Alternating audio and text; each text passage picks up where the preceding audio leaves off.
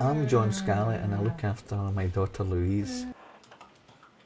I'm a full-time carer. She's quite severely disabled. She has cerebral palsy and epilepsy, and she's doubly incontinent, and she's more or less wheelchair bound all the time.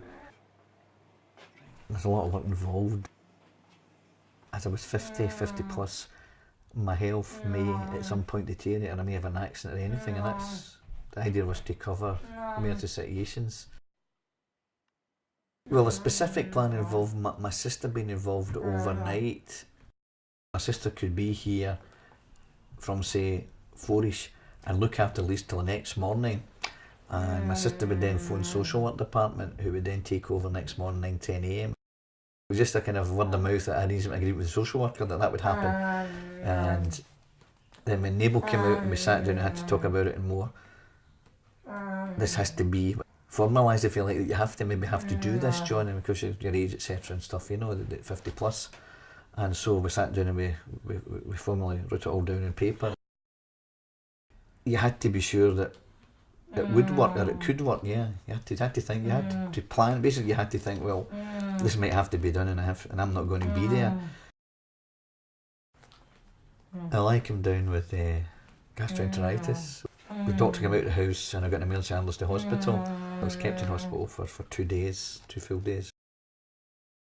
Felt as if I was totally helpless, but at least I had the comfort of knowing that everything was being taken care of and there was no problem, which gave me some comfort when I fell asleep that night, thinking, well, I'm not very well, but at least things at home are sorted, there's no problem.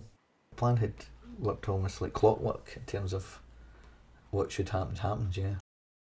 Everything just went very well, so I didn't have to worry about contacting people or making phone calls or stuff. The kennels the night before, I believe, had flagged up to their boss or overnight that I wasn't there, which meant the social work were then informed that John was hospitalised.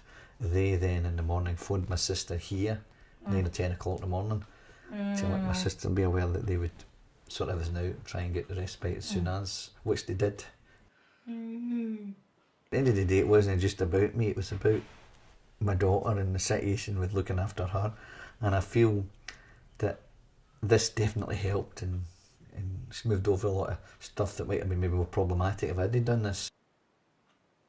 It basically taught me as well that I'm not indispensable or replaceable. Somebody else can do it, which is comforting as well, to know that if something like that happens again, I don't need to worry about it because it'll sort itself out.